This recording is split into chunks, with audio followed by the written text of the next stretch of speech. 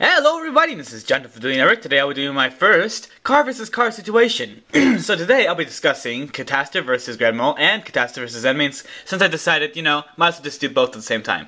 So, just in case, I'm going to be reading all these three cards effects. There is a possible chance that someone doesn't even know what these cards do, because there are those people that are just new to this game. So let me just read Catastor first. At the start of the damage step, if this card battles a non-dark monster, destroy that monster immediately without damage calculation. Zenmaines, sorry about something in my throat. If this face-up card on the field will be destroyed, you can detach one XYZ material from this card instead.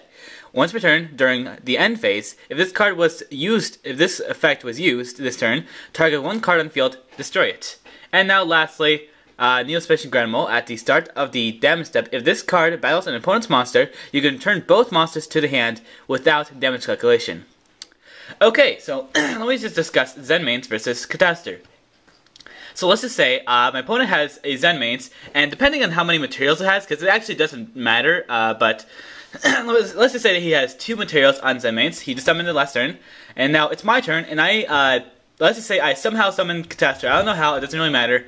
I then proceed to attack Zenmaines. So here's what happens, and I'll explain why it happens next. So what happens is that once Catastor attacks Zenmaines, Zenmaines, depending on how many materials it has, if it has 2 materials, it loses both materials, and if it has 1 material, then Zenmaines is completely destroyed. So the reason being that happens like this would be first thing that happens would be Zenmaines' effect. I mean, not Zenmaines, Catastor's effect. So Zenmaines loses it has to detach material, and then after that, Catastor, the battle calculation occurs. So because Catastor actually attacked and Zenmaines is still on the field, Zenmaines loses another material because, or it's completely destroyed depending on how many materials it has, because Catastor is still technically attacked. So now we have Catastor versus Grandmole. So let's just get that Zenmaines out of the way. So let's just say that I have a Catastor on the field left, and now my opponent doesn't have a Zenmaines on their field anymore because they had 1 material. So now it's their turn, and they summon a Grandmole, and they go and proceed to attack Catastor. So here's what happens.